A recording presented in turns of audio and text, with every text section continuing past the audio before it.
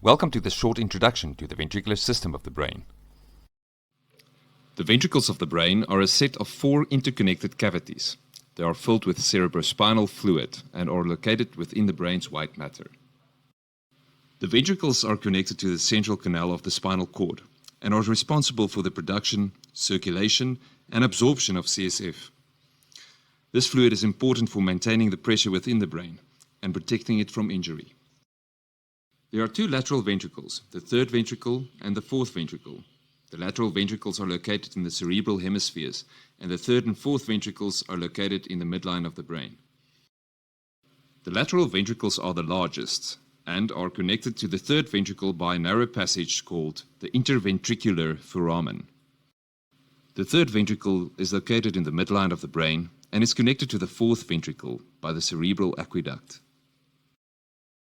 The fourth ventricle is located in the lower part of the brain and is connected to the central canal of the spinal cord by the foramen of Magny and the foramen of Luschka.